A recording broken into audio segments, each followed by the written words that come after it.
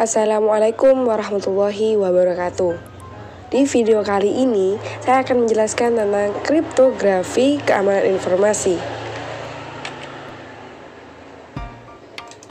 Oke, kita next. Sebentar.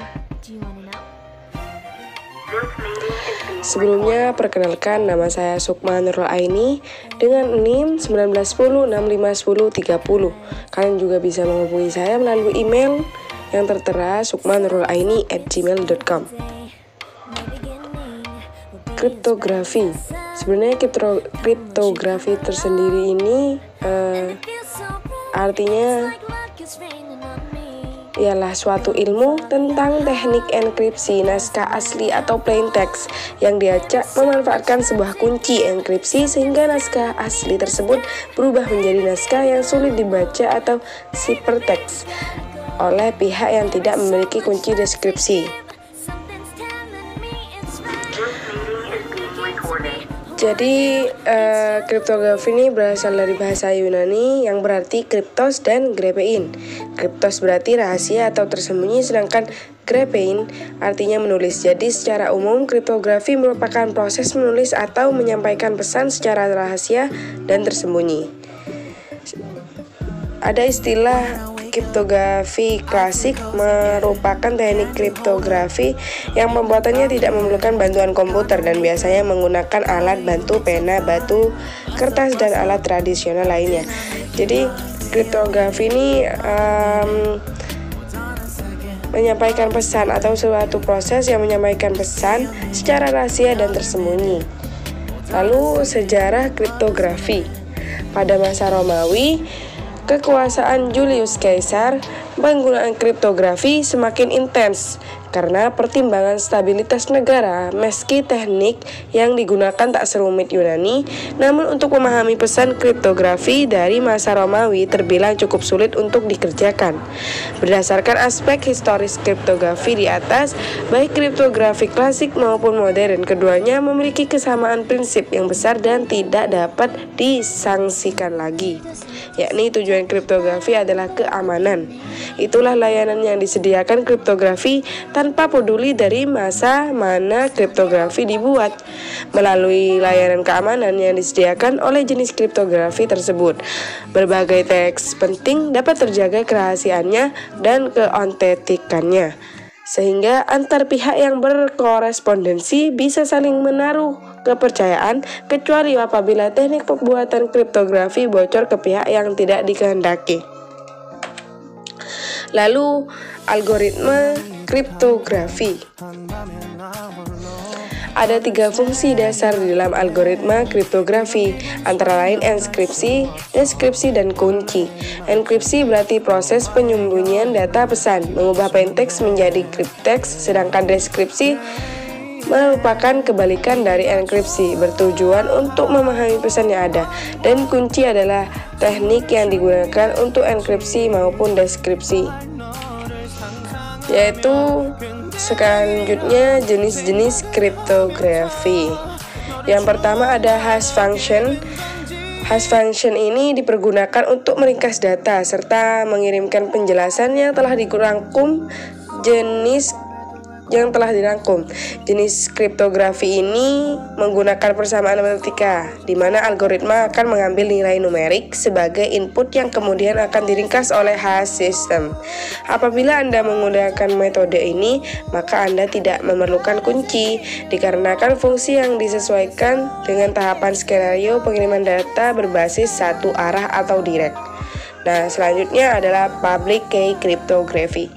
Jadi konsep perlindungan data yang bersifat revolusioner dalam kurun waktu 300 hingga 400 tahun terakhir, di mana istilah ini sering disebut dengan kunci publik atau public key. Memanfaatkan 2 kunci yang saling berhubungan, yaitu kunci publik dan private. Public key kriptografi dianggap lebih aman jika dibandingkan dengan symmetric key. Pada jenis kriptografi ini sering menggunakan metode RSA dan beberapa contoh metode yang lain terdapat DSA, PKC, dan teknik kurva elips. Lalu selanjutnya yang terakhir adalah symmetric key cryptography.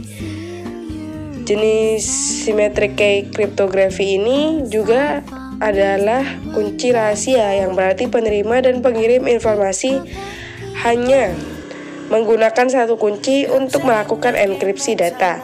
Jenis kriptografi yang digunakan menggunakan AES atau Advanced Encryption System. Pendekatan yang dilakukan oleh symmetric key dianggap lebih efisien daripada menggunakan metode lainnya. Lalu ada modern cryptography. Beberapa petunjuk untuk kebutuhan kriptografi yang dapat dilakukan oleh para cryptographer. Di antaranya adalah sebagai berikut. Yang pertama adalah authentication. Autentikasi merupakan proses di mana pengirim dan penerima dapat mengetahui identitas dari masing-masing sumber data atau data source yang digunakan. Dan yang kedua adalah confidentiality. Confidentiality adalah fitur informasi yang terlindungi, di mana apabila ada pihak atau user yang mengakses sistem tidak dapat diproses atau terkendala dalam hal akses atau wewenang. Yang ketiga adalah integrity. Integritas merupakan fitur di mana pihak pengirim dan penerima tidak dapat merubah data tanpa sepengetahuan kedua belah pihak atau yang bersangkutan. Dan yang keempat adalah non-repudiation, yaitu kesempatan atau keadaan di mana pengirim dan penerima tidak dapat menyangkal atau mencegah tujuannya atau goals untuk mengubah atau menciptakan sebuah informasi. Lalu yang terakhir adalah kesimpulan. Jadi, kriptografi adalah teknik menyampaikan pesan secara tersembunyi dengan memanfaatkan fitur enkripsi data seperti tadi yang sudah dijelaskan awal. Lalu yang kedua ialah jenis-jenis kriptografi antara lain hash function, symmetric, dan public key cryptography. Dan beberapa state dan yang berada pada modern cryptography adalah authentication, confidentiality, integrity, dan serta non-repudiation. Gunakan sistem kriptografi ini untuk keamanan data Anda saat mengakses informasi pada jaringan internet, sehingga data Anda lebih aman dan tetap terjaga dari adanya spamming atau peretasan informasi secara ilegal. Itu saja dari saya untuk materi tentang kriptografi, keamanan informasi. Jika ada kesalahan ataupun kata yang sudah saya ucapkan, saya mohon maaf. Saya akhiri dan terima kasih. Wassalamualaikum warahmatullahi wabarakatuh. One baby